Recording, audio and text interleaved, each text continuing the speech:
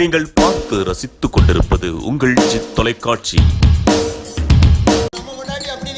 சரி, அவ எதுக்கு அப்படி நிக்கான்னா நம்ம சொன்னடி கேட்க மாட்டோம். அதானே இருக்கிற ரூபாய் காசு மார்க்கெட் கொடுத்துட்டு சரி சும்மா வீட்டுக்கு போவோம். ஆமா, சும்மா மத்திரமா போவோம். அவர் வேலை பார்த்து வீட்டுக்கு போகும்போது ரூபாயை கொண்டு போய் கொடுத்தாருன்னா நல்ல எங்க ஆச்சி நவதானிய தோசை சுட்டு கொடுப்பா. கஞ்சி போல இருக்கும். ஆமா, சரி, நவதானிய தோசைன்னா அடை தோசை. அடை தோசையா? பிறகு சரி, அவரு ரூபாயை கொடுத்தா தோசை, ஆ, ரூபாயை கொடுக்கலைன்னா சட்டா போயிட்டு 2 பூசை. அவன் சரியான பூசை. அதுக்கு தான் அவன் சட்டாப்பையோட நிக்க. போற போக்கு சரி கிடையாதுடா. நீ நல்ல வழியா போகணும்னா ஆனா பிறந்தவரை நல்லா அடிச்சு பத்ததுக்கு ஒரு ஆள் இருந்தா தான் அவர் நல்ல வழியில போவார். ஆமையா, இல்லைன்னா அவர் இஷ்டத்துக்கு காடு மாடு அலைவாரு. ஆமா அலைவார்ல. அலைவார். அதனாலதான் ஏன் அப்படின்னா என்ன இந்த ஆம்பளைய பூரா என்ன சவதியை கண்டா மதிப்பாங்களாம், தண்ணியை கண்டா கழுவுவாங்களாம். சாதானே. அவங்க போனா அப்படி. ஆமா, போனா அப்படி இருக்கு. அதனால நம்மள மாதிரி ஒரு தாய்மார் இருந்தா தான் நல்லா இருக்கும். அதேதான் அதேதான். ஆமா, பொறுப்பு இருக்கும். பொறுப்பு இருக்கும். அவன் வீட்டுல மனைவி பேச்ச கேட்டவன் தான் நல்லா இருப்பான். உருப்படிக்கு வருவான். இல்லன்னா உருப்படிக்கே வரமாட்டான். அப்போ இந்த பார்வதா தேவியாகப்பட்டவா சரி, ஆண்டவனாகிய பகவானுக்கு களைப்பாரி இளைப்பாரி கையிலே குழுவிருக்க இரு பேர்களுமே குலவிருந்து வருகின்ற போது ஆமையா, மறுநாள் பொழுது விடிந்தது. என்னாச்சு? அந்த மங்கையாகப்பட்ட பார்வதா தேவி என்ன செய்கின்றாள்? ஆண்டவனுக்கு என்றைக்கும் போலவே அவர் பக்கத்திலே அமர்ந்திருக்க ஆகவே அப்ப சிவபெருமானை பார்த்து சிவனார் தேவி ஒரு சந்தேகத்தை கேட்டா. என்ன? ஆண்டவா பரம்பொருளே, ஐயா, என்றைக்குமே நீங்க இந்த உலகம் எல்லாமே படி இழந்து வருகிறீங்க. ஆமா வாரேன். அப்படி உலகம் எல்லாமே நீங்க படி இழந்து வரும்போது என்னய்யா? இந்த உலகத்திலே உள்ள மக்கள் எல்லாம் யாரை வணங்கி வருகின்றார்கள்? என்னைத்தான் வணங்குகிறார்கள்? ஆண்டவா, உலகத்தில் உள்ள மக்கள் எல்லாம் உங்களை வணங்கும் போது உலகத்தில் உள்ள மக்கள் எல்லாம் உங்களை வணங்கும் போது எனக்கு தெரியாமல் யாரோ இரு பேர்களை நீங்கள் வணங்கி வருகின்றீர்கள். அவங்க 2 பேரும் யாரு? ஏன் அவர்களை நீங்கள் வணங்கவில்லை? அம்மா பார்வதி, உலகத்தை நான் படைத்தேன், பாதுகாத்தேன், படியிழந்து வருகின்றேன். படியிழந்து வருகின்ற ஆண்டவன் உலகத்து மக்களை எல்லாம் நானே காத்து ரசித்து வருகிறேன். அம்மா ஆண்டவா, 10 பொருளுக்கும் அர்த்தமா இருக்கிறீர்களே, ஆனால் தாங்கள் எப்படி இருக்கிறீர்கள்? ஒன்றோ ஒன்றாண்டி சிவ உடைய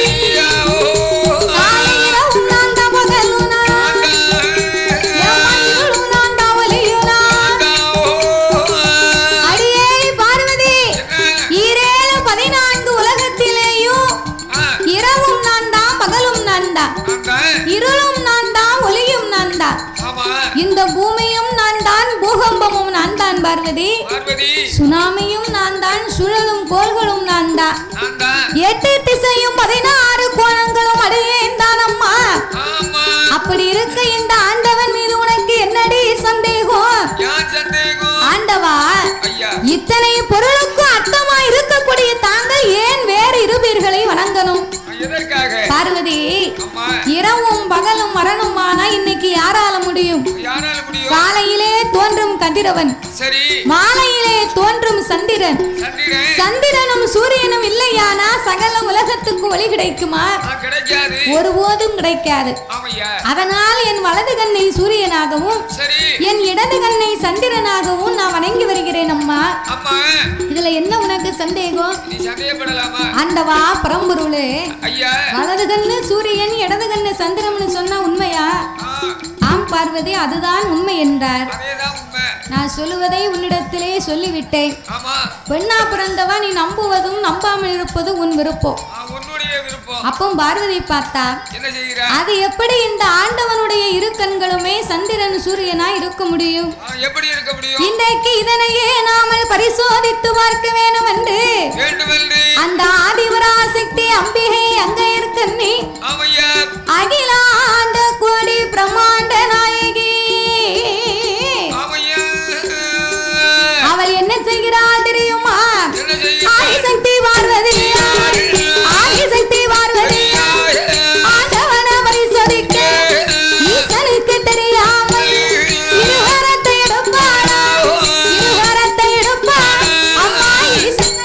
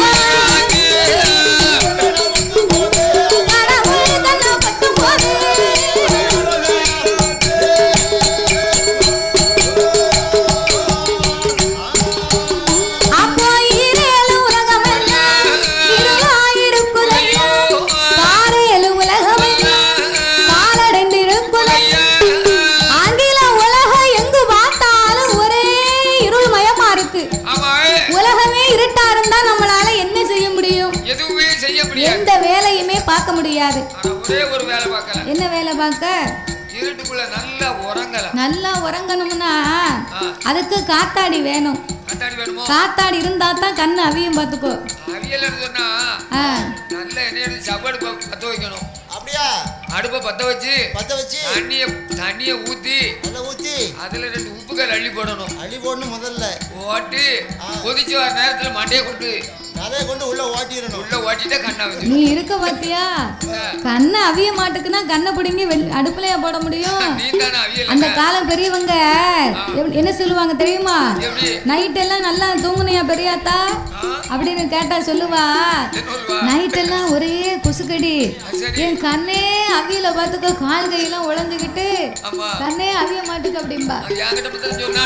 பெரியவங்க அப்படி பேசுவாங்க. அப்போ தெரியுமா? நல்லா ஆசிட்டு எடுப்பேன், 2 கண்ணிலையும் ஊத்துவேன். அதான பார்த்தேன். ஆசிட்டு ஊத்திட்டேன். அப்போ கொஞ்ச நேரம் இருட்டா இருந்தா உலகத்துல தூங்க கூட முடியாது. கரண்ட் இல்லாமலே நம்மளால வீட்டுல இருக்க முடியாது. காலையில எழுந்திரித்து சரி இந்த பொம்பளைய புறா பிள்ளைகளை பள்ளிக்கூடத்துக்கு அனுப்பி இந்த ஐயாவை வேலைக்கு அனுப்பணும்னா நைட்டே தோசை மாவு பாக்கெட்டு வாங்கி பிரிட்ஜில் போட்டு வச்சிருப்பா. பிரிட்ஜில் போடணும்னா இப்போ மாவு பாக்கெட்டு, இப்போ பூரா மாவு பாக்கெட்டு. அப்போ ஆட்டு உரல் இருந்துச்சு. நல்லா ஆட்டு உரல்ல மாவாட்டி, ஆட்டு உரல்ல மாவாட்டி சுட்டா நல்லா மணக்கும் அந்த மாவு. ஆட்டு உரல்ல எப்படி மாவாட்டணும் தெரியுமா? எப்படி மாப்ள? குளவிய வலது கைட்டு பிடிக்கணும். ஓ, குளவிய வலது கைட்டு பிடிக்கணும். அப்படி இடது கைட்டு மாவை தள்ளணும். அப்படி வலது கைட்ட குளவிய பிடிச்சு இடது கைட்ட மாவத்தெல்லாம் மணக்கும்ல. எனக்கு இந்த கை தான் விளங்கும். பார்த்து அப்படி மாவை ஆட்டி எங்க ஊர்ல அநியம் பேருக்கு இந்த இடது கை தான் விளங்கும். மாவை அப்படியே வலிச்சு புது பண்ணியில வச்சு விடிய காலம் இதே கைட்டு பிணையணும். அது விடிய காலம் என்ன வேலைக்கு போச்சு அந்த கை கைட்டு பிணைஞ்சு தோசைக்கல்ல ஊத்தி அப்படி பாருங்க. அடே அப்பா. தோசை மாவு ஊத்தி அப்படியே சாதா தோசையா சுட்டு எடுத்து பார்த்து என்ன ஆகும்? சாப்பிட்டீங்கன்னா அட தோசை மாதிரி மணக்கும். கை பக்குவம். அந்த கையினுடைய மவுசு அப்படி. நீயும் ஆட்சின்னு அந்த தோசையை சாப்பிடணும், வேற ஆள் திங்க முடியாது. நாங்க தான் சாப்பிடுவோம். நம்ம பக்கத்து வீட்டுல கூப்பிடுவோம். இந்த கைட்டு மாவு அரைச்சு நீ ஆட்டுக்கு பக்குவத்தை பார்த்து வந்துருவாங்க. தோசையே வேண்டாம்ன்றவா. வர மாட்டாங்க. அத மாதிரி அந்த காலத்துல ஆட்டு உரல்ல மாவாட்டி சாப்பிட்டாங்க. அதுக்கு பிறகு ஆட்டு உரல்ல ஆட்டை யாருக்கும் தெம்பு இல்ல, அது தெரியவும் இல்ல பக்குவம். அதுக்கு பிறகு இந்த கிரைண்டர் வந்துச்சு பாத்துக்கோ.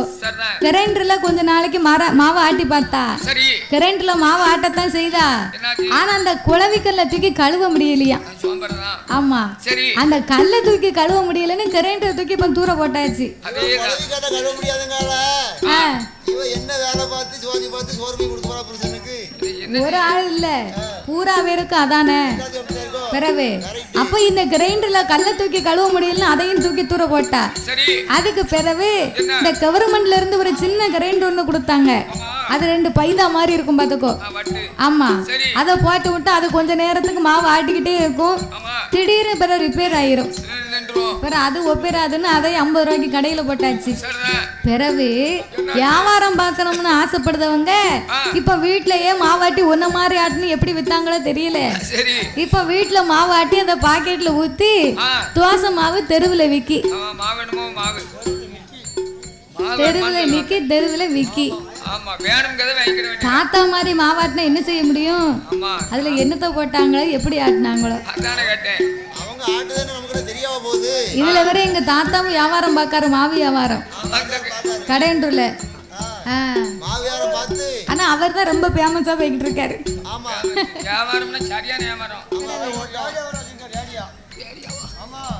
பட்ஜெட் கணக்கு பண்ணி பார்த்தோம்னா 1 கிலோ அரிசி தோசைக்கு போட்டோம்னா 300 உளுந்து போட வேண்டியிருக்கு. கண்டிப்பா. அப்படிங்கும் போது 300 உளுந்து போட்டா என்ன ஆச்சு?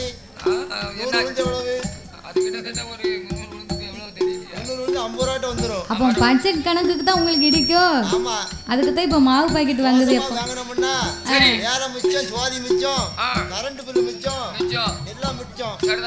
ரூபாய் வந்து கம்மியாகும். அப்போ இது மாவு பாக்கெட் விற்க வராங்கல்ல, அவங்கள தோசை சுட்டு கொண்டு வர சொல்லுதேன். பேசாம வீட்டுல உட்காந்து தின்னு. ஏற்கனவே கடையில விக்கி, வீட்லயும் சில ஊர்ல விக்காங்க. இப்ப யாரு வீட்டுல சோறு பொங்குதா? பூரா ஹோட்டல்ல தான் வாங்கி சாப்பிடுது. ஒண்ணும் கிடையாது. ஹோட்டல்ல கூட்டத்தை பாத்தியா? ஆமா, ரொம்ப இல்ல. இந்த ஹோட்டல்ல பார்த்தா கூட்டமா தான் இருக்கு. இப்ப ஆர்டர் போட்டா போதும், வீட்டை தேடி என்ன வேணுமோ சுமோட்டோல வந்துரும். அப்ப இந்த மாவு பாக்கெட்டை வாங்கி ஃப்ரிட்ஜ்ல வச்சு காலையில எழுந்தரித்து இந்த பிள்ளைகளுக்காக டிஃபன் தான் ரெடி பண்ணணும். அதுக்கு தோசையை அவிச்சு இட்லியை சுட்டு, எந்த ஊர்லயோ அதுல நம்ம ஊர்ல அப்படித்தான் சாப்பிடுவாங்க. கலவையா இருக்கும் போது தோசையை அவிச்சு இட்லியை சுட்டு சாப்பிடு. தோசைய அவிக்கணுமா? இட்லியை சுடணுமா? எந்த ஊர்லயா? நம்ம ஊருக்கு நீ வந்து பாரு. 4 நாளைக்கு ஆச்சி உட்கார்ந்து சாப்பிட சொல்லு. ஆச்சி 2 நாள்ல என்ன மாதிரி வீங்கிருவா. நாளைக்கு வரதான போறோம். சரி, நம்ம ஊர்லயா? சரி சரி. அதனால காலையில எழுந்திருச்சு இந்த இட்லிக்கும் தோசைக்கும் சட்னி வைக்கணும் பாத்தியா? அதுக்கு தேங்காவை சில்லு போட்டு மிக்ஸி ஜார்ல அள்ளி போட்டு அந்த தேங்காவை அம்மி இருந்தா அம்மியில வைப்பா. இப்ப அம்மியும் இல்ல, அம்மியை தூக்கி வீட்டுக்கு பின்னால போட்டிருக்கா கொல்லப்புறத்துல. எதுக்கு? துணி துவைக்க. அம்மியில அடிச்சாதான் நல்லா அழுக்கு போகுதா. அப்போ சில பேருக்கு அம்மியில அரைக்கணும்னு ஆசை இருக்கு, வீட்டுக்குள்ள அடுப்பங்கரையில பதிச்சு வச்சிருக்காங்க. அவங்களுக்கு ஆசை இருக்கத்தான் செய்யுது. தேங்காவை சில்லு போட்டு ஒரு துண்டை தூக்கி வச்சு அம்மி குழவையை தூக்கி ஒரு போடு போடுவா. தேங்காய் தெரிச்சு தெருவுக்கு போயிரும். அதை எத்தனைக்கு தேடி பிடிக்க? அதனால மறுபடியும் மிக்சியில போட்டு அடிப்பா. தேங்காய் சட்னியை வைப்பா. வைக்கணும்னு கைய சுவிட்ச கொண்டு போடுவா. அப்பம் பார்க்க படக்குற கரண்ட் போயிடும். கரண்ட் போனவொடனே இந்த அம்மா என்ன சொல்லுவா தெரியுமா? பேடியில போவான் கரண்ட். இப்ப பார்க்க லைனை உருவிட்டான கொல்லையில போவான். என்னைக்கு கரண்ட் வந்து நான் எப்ப சாப்பாடு ஆக்க இந்த ஒயர்மேன் வரட்டும். கரண்ட் பில்லு இந்த மாசத்துல கட்டவே கூடாது. அப்படின்னு ஏசுவாங்க பேசுவாங்க. அந்த ஐயா உயர்மன் எங்க இருந்து தொங்கிக்கிட்டு இருக்காரு யாருக்கும் தெரியுமா? தெரியாது. அப்ப கரண்ட் இல்லாமலே நம்மளால கொஞ்ச நேரம் இருக்க முடியலன்னா உலகமே இருட்டா இருந்தா நம்மளால ஒண்ணுமே செய்ய முடியாது. அப்பந்தான் ஆண்டவனாகிய பகவான் பார்த்தார், இந்த உலகத்து மக்களுக்கெல்லாம் ஒளி கொடுக்க வேணும் என்று ஆண்டவன் 2 கண்கள் மட்டும் தானே இந்த பார்வதிக்கு தெரியும். சிவபெருமானுக்கு 3வது கண் நெற்றிக்கண் ஒண்ணு உண்டு. இந்த நெற்றிக்கண் மகிமையை திறந்து காட்ட வேணும் என்று ஆதிசக்தி முன்னாலே ஆதிசக்தி முன்னாலே ஆண்டவன் பகவானோ உச்சிக்கண்ணை திறப்பார், உச்சிக்கண்ணை திறப்பார், சாமி உலகில் ஒளி கொடுப்பார்.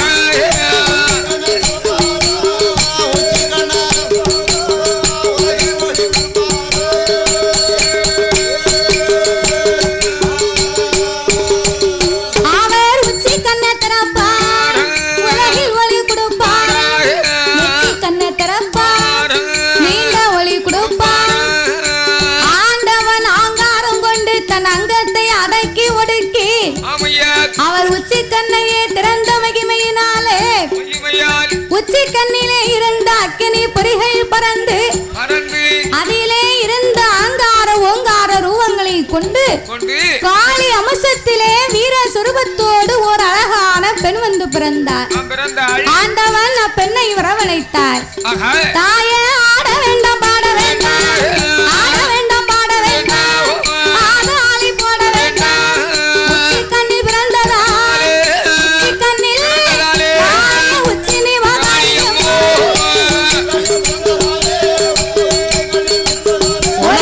உச்சி நீ வாதாடியம்மா.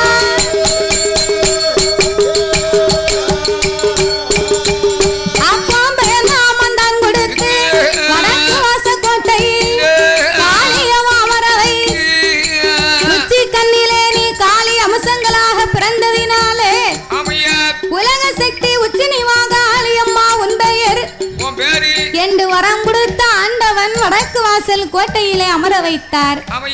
வரம் கொடுத்து வடக்கு வாசல் கோட்டையிலே அமர வைக்க அவர் ஆங்காரம் கொண்டு கண்ணை திறந்தார். வாருங்க, ஆங்காரம் கொண்டு கண்ணை திறந்த மகிமையினாலே ஆண்டவனுக்கு அங்கமெல்லாம் வியர்த்து ஆவி தணலாகி சிவபெருமானுக்கு காட்டாச்சு வெள்ளமா கரை புரண்டு வருகிறது இந்த வேர்வை. அப்ப காட்டாச்சு வெள்ளமா வேர்வை கரை புரண்டு வந்த உடனே இந்த வெள்ளமாகப்பட்டது உலகத்துக்கு போனா உலகமே அழிந்து போகும். அப்படி உலகத்து மக்களை எல்லாம் காப்பாற்ற வேண்டும் என்று தன்னுடைய 1008 சடாமுடியிலே ஓர் முடியை உழைத்தார். அதையே தன் அங்கமெல்லாம் துவட்டி சிவபெருமான் ஒரு கொண்டை கட்டாகவே கட்டினார். அப்பமும் அதிலே இருந்து வேர்வை துளி நிற்கல. அதிலே இருந்து ஒரு 10 சொட்டு வேர்வை பூமியிலே கலக்க 10 சொட்டு வேர்வையுமே 10 கடலாக படைக்க வேணும் என்று ஆண்டவன் 10 கடலாக படைத்து பெயர் நாமத்தை கொடுத்தார். அது எப்பேற்பட்ட கடல் தெரியுமா? சாமி ஒங்கும் சம்பாதீவு கப்பா கப்பா ஒங்கு சம்பாதீவு கப்பா ஒங்காம் கடல் ஒரு கடலா ஆன கங்கைய சந்தீவு கப்பா கருப்பு கடல் 2ஆம் கடல் 3ஆம் கடல் மோர் கடலா 4ஆம் கடல் நல்ல தண்ணி 5ஆம் கடல் அலை கடலா 6ஆம் கடல் ஆழக்கடல்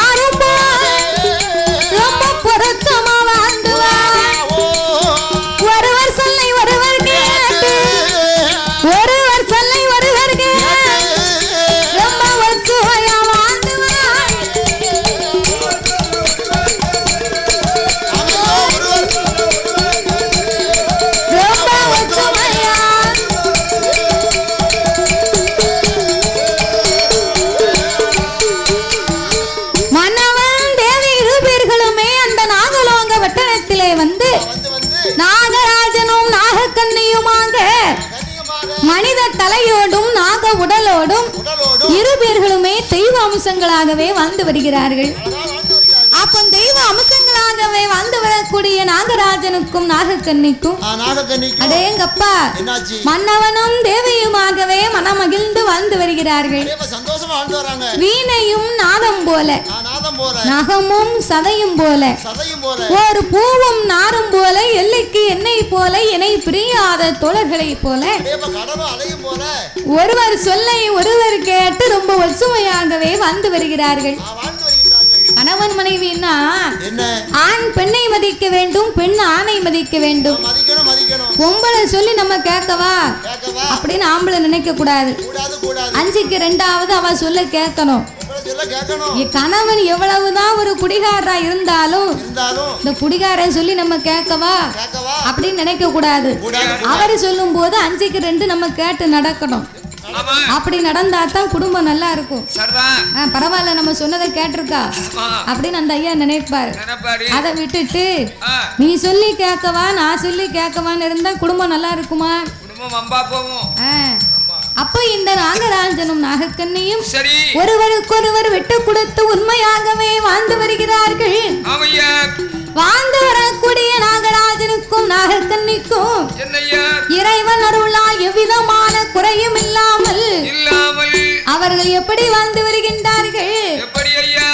மன்னருக்கு மனை இருக்கு, மனை இருக்கு, மன்னருக்கு மனை இருக்கு, அவருக்கு மண்ணால குறைவும் இல்லை,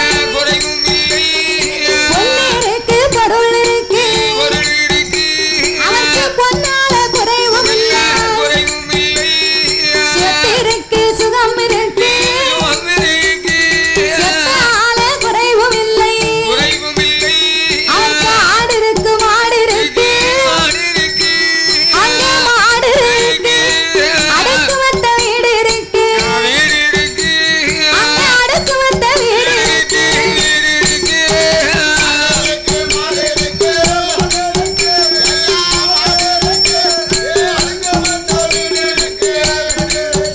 அங்கே அடுக்கு வந்த வீடு இருக்கு.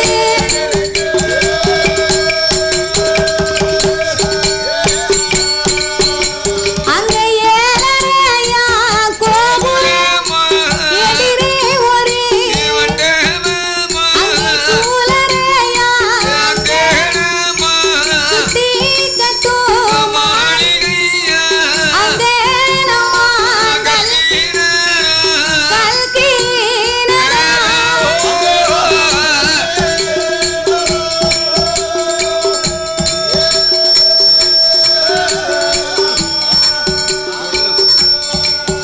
அவருக்கு அடுக்கடுக்கா மேடை மேடை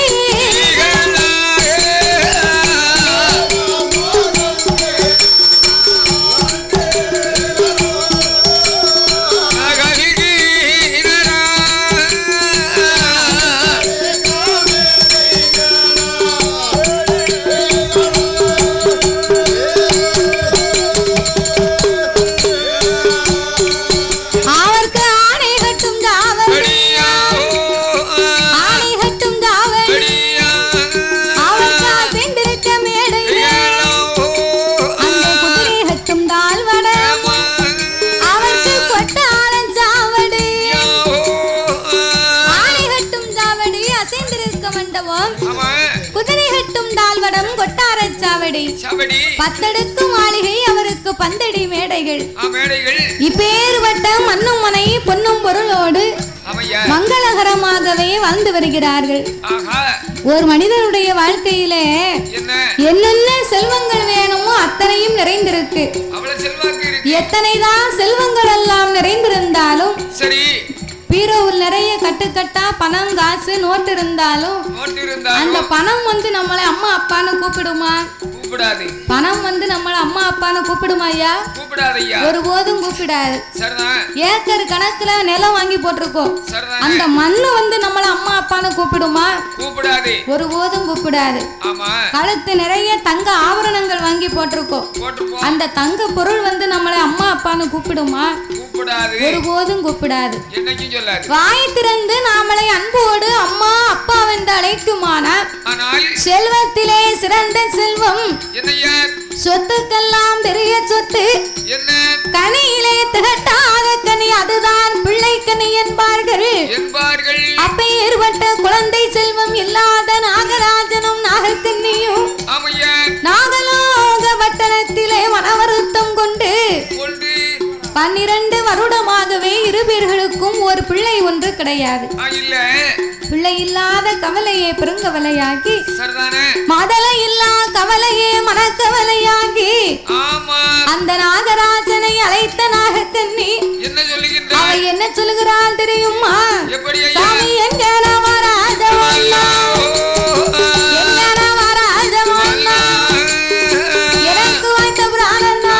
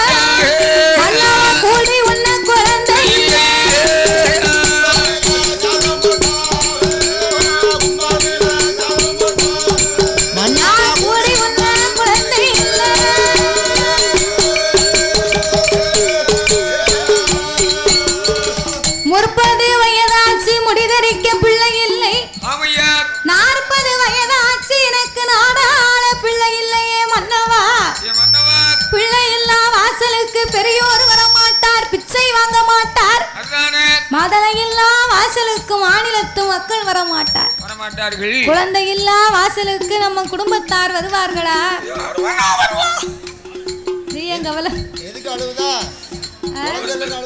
அவர் ரொம்ப சங்கடப்படுதா பாத்துக்கோ.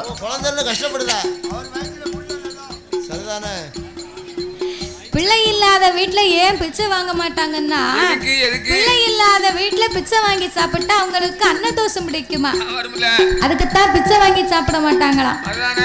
அதனால மன்னவா பிள்ளை இல்லா வாசலுக்கு பிச்சைக்காரையும் கூட பிச்சை வாங்க மாட்டுக்காம்.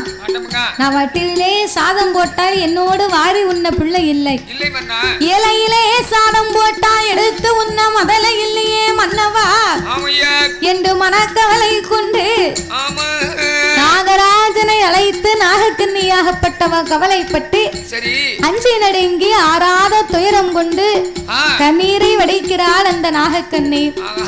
அப்பந்தான் பார்த்தார் இந்த நாகராஜன். அம்மா நாகக்கன்னி, அஞ்ச வேண்டாம், அலைய வேண்டாம், அருங்கவலை உனக்கு வேண்டாம். ஆண்டவனார் அருள் இருந்தா நமக்கு 60 கப்பாலும் பிள்ளை இருக்கும் அம்மா. ஈசனுடைய அருள் இருந்தா நமக்கு 70 கப்பாலும் எந்தும் பிள்ளை இருக்கும். அதனால நீ கவலைப்படாத. ஆமா, சீனாவுல 95 வயசு பாட்டி ரெட்டை குழந்தை பெற்று. சீனாவுல 95 வயசு பாட்டி ரெட்டை புள்ள பெத்தாளா? பேப்பர் பாத்தியா? English paper. அது இங்கிலீஷ் பேப்பர்ல தானே போடுவாங்க. நீ எப்படி படிச்ச? நான் இங்கிலீஷ் தலையில படிப்போம்ல, தெரியாத உனக்கு? நீ தான் 95 வயசுல பிள்ளைய பத்தி என்னைக்கு வளர்த்து ஆளாக்கி அந்த பாட்டி கட்டில்ல இருப்பா, பிள்ளை தொட்டில்ல இருக்கும். அந்த காலத்துல ஒரு ஆண்களும் பெண்களும் 140 160 180 வயசு வரைக்கும் இருந்திருக்காங்க. இது உண்மை. அந்த காலத்துல அந்த காலத்து சாப்பாடு அப்படி. ஆமா, அதானே கேட்டேன். தாத்தா 300 வருஷம் வாழ்ந்தவங்களும் இருந்திருக்காங்க, 200 வருஷம் வாழ்ந்தவங்களும் இருந்தாங்க. சரி. அது குறைஞ்சு ஒரு 200 ஆச்சு, பிறகு 180 ஆச்சு, 150 ஆச்சு, 120 ஆச்சு, இப்ப 100 ஆச்சு. 100 தாண்டினது 105னா ஒரு பெருசா தெரிஞ்சது பத்துக்கு முன்னால நான் சின்ன பிள்ளையா இருக்கும் போது. இப்போ 60 50 தாண்டினாலே பெரிய காரியமா இருக்கு, ரொம்ப கஷ்டம். இப்படி குறைஞ்சுக்கிட்டே வருது, நாளுக்கு நாள் கணக்கு இல்லன்னா படுத்த விடிய காலம் எந்திரிச்சா ஆச்சு, இல்லன்னா இல்ல. நம்பிக்கையில்லாத வாழ்க்கை ஆகி போச்சு மனிதனுடைய வாழ்க்கை, மனிதனுடைய வாழ்க்கை அப்படி இருக்கு. ஆமா, நம்பிக்கையில்லாத வாழ்க்கை ஆகி போச்சு. இருக்க இருக்க காலம் போற போக்க பார்த்தா காலையில எழுந்திருச்சு சாப்பிடுறதுக்கு சாப்பாட்டுக்கு பதிலா நம்ம மாத்திரை தான் போட போறோம்னு நினைக்கிறேன். காலை பசிக்கு ஒரு மாத்திரை, மத்தியான பசிக்கு ஒரு மாத்திரை, நைட்டு பசிக்கு ஒரு மாத்திரை. ஏன்னா விவசாயம் இடத்தெல்லாம் நம்ம அழிச்சிட்டோம், ஏரியில குளத்துல எல்லாம் வீட்டை கட்டியாச்சு, வெள்ளம் பூரா வீட்டுக்குள்ள வருது, எங்க பார்த்தாலும் ஒரே நிலச்சரிவா இருக்கு. கெட்டாதங்கனாலும் கேட்க போறது இல்ல. பிறகு என்ன ஆகும்? பிறகு விவசாய நிலத்தை அழிச்சாச்சுன்னா மாத்திரை மருந்தான் திங்கணும். அந்த 3 வேளை மாத்திரையும் 2 நேரம் ஆகும், 2 நேரம் மாத்திரை 1 நேரம் ஆகும். பிறகு மாத்திரை இருக்காது, மனுஷனும் இருக்க மாட்டான், கண்டிப்பா இருக்க மாட்டாங்க. உலகம் அப்படித்தான் போய்கிட்டு இருக்கு, காலங்கள் அப்படியே மாறிக்கொண்டு வந்துகிட்டு இருக்கு.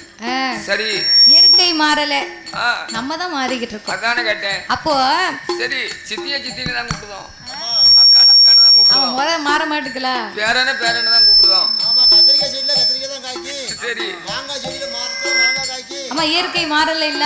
தேங்காய் மரத்துல தேங்காய் தான் காய்க்கு, தேங்காய் மரத்துல என்ன மாங்காய் காய்க்கு, காய்க்கும்.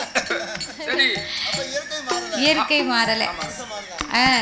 அப்படியாகவே இருக்க அந்த நாகராஜனை அழைத்த நாகக்கண்ணி அஞ்சாத கவலை கொண்டு கண்ணீரும் கவலையுமாக என்ன சொல்லுகிறாள் தெரியுமா?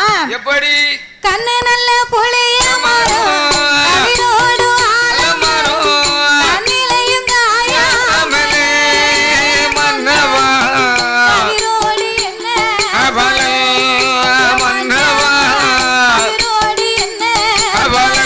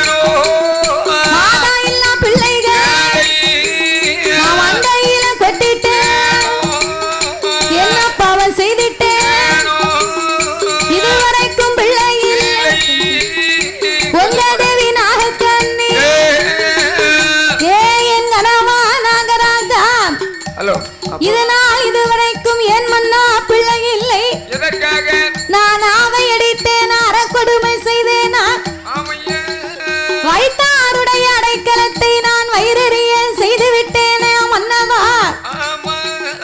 நான் பற்ற நெல்லில கொண்டு வந்து பதரை கலந்தேனா இல்ல ஓட்ட நாளி மரக்கா கொண்டு நான் யாருக்கும் போட்டு அளந்தனா அந்த காலம் ஓட்ட நாளி மரக்கா பற்ற நெல்லுனா என்ன தெரியுமா அந்த காலம் காட்டுக்கு வேலைக்கு கூப்பிட்டாங்கன்னா சம்பளமே கிடையாதான் சம்பளம் இல்லாம வேலைக்கு போவாங்கன்னா சும்மாயா போவாங்க அந்த காட்டுல என்ன பயிர் விளையுதோ என்ன பயிர் அறுவடை பண்ணுகிறாங்களோ அந்த அறுவடை பண்ண பயத்தை தான் அவங்களுக்கு கூலியா கொடுத்துருக்காங்க அப்ப துட்டுக்கு ரொம்ப சங்கடம் சாப்பாட்டுக்கு ரொம்ப சங்கடம் பணம் நடமாட்டம் ரொம்ப கிடையாது காட்டுல விளையக்கூடிய பயிரைத்தான் கூலியா கொடுப்பாங்க அப்ப வேலைக்கு ஆளை கூப்பிடும் போது ஏக்கா ஏ வேலம்மா அதானே ஏக்கா ஏ வேலம்மா விடிய காலத்துல நாளைக்கு அதிகாலை ஒரு 4-5 மணிக்குள்ள நம்ம கதிரை இருக்க வேண்டி இருக்கு 4-5 ஆளை நீ வேலைக்கு கூட்டிக்கிட்டு வா வரக்கூடியவங்களுக்கு ஒரு 2 மரக்கா 2 கொத்து அவங்களுக்கு அளந்து போடுதேன் அப்படின்னு சொல்லி கூட்டிட்டு வருவாங்க வேலைக்கு. அப்ப வேலைக்கு வந்தவங்க வேலையை முடிச்சு சாயங்காலம் அவங்கவங்க கூலியை வாங்கணும்னு 2 கொத்து தாரம்னு சொன்னா அவங்கவங்க பெட்டியை வச்சுக்கிட்டு நிப்பாங்க. சில பேர் பிள்ளையோட வருவாங்க. பிள்ளையோட வரவங்களுக்கு பிள்ளை நெல் அது தனியா ஆமா அதுக்காக பிள்ளையவும் கூட்டிக்கிட்டு வந்துருவாங்க. வீட்டுல விட மாட்டாங்க. அதுக்கு பிள்ளை நெல் கொடுப்பாங்கன்னு. அப்ப அவங்கவங்க வரிசையில நின்று அவங்க கூலியை வாங்கினாங்கன்னா வாங்கும் போது இந்த ஐயா வீட்டுக்காரன் ஐயா நின்று அளந்து போட்டுக்கிட்டு இருப்பாரு.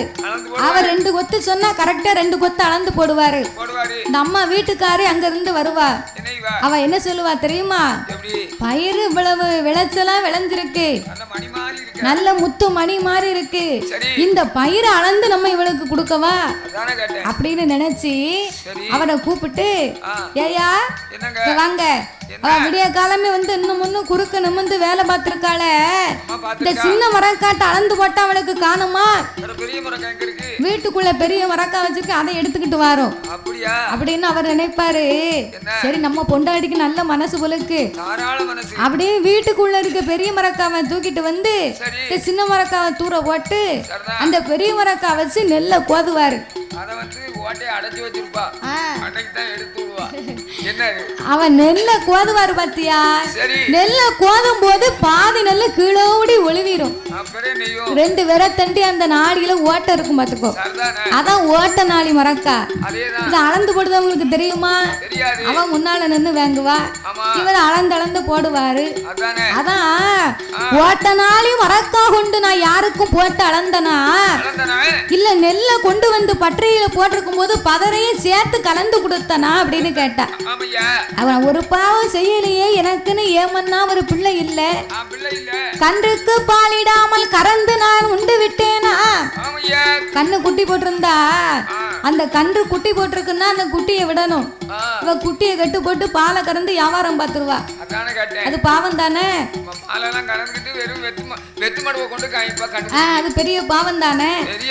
அப்போ அதைத்தான் இந்த நாகக்கண்ணியாகப்பட்டவா அண்ணாவா என்ன பாவம் அவள் இது வரைக்கும் பிள்ளை நான் உங்க தேவி நாகக்கண்ணி என்ன பாவம் செய்திட்டேன், புத்தின வாழ்க்கையத்தான் கொடுக்கப்பட்டு தாண்டிட்டேன், அரைத்தலர் அம்மியை மண்ணால சாவ சாத்திட்டேன், உங்க தேவி நாகக்கண்ணி அக்கினிய திண்டிட்டேன், இல்ல அடுத்தார பேசிட்டேன்,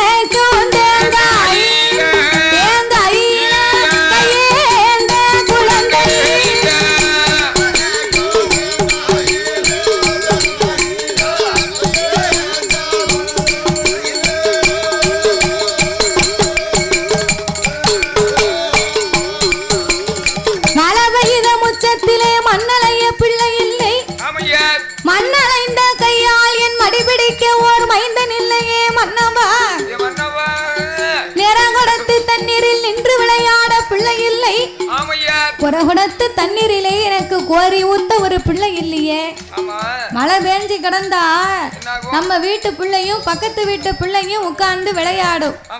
அப்ப விளையாடும் போது சின்ன பிள்ளையா இருந்தா ஒருவன் மேல ஒருவன் மண்ணள்ளி போட்டு விளையாடுவான். இவன் அவன் தலையில மண்ணள்ளி போடுவான், அவன் இவன் தலையில மண்ணள்ளி போடுவான். சின்ன பிள்ளைங்களுக்கு அது ஒரு விளையாட்டு. அப்போ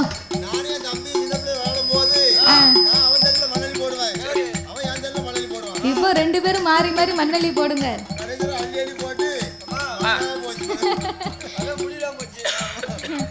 அப்ப இந்த பிள்ளைங்க எல்லாம் விளையாண்டு முடிச்சா இந்த பையன் வீட்டுக்கு வருவான்.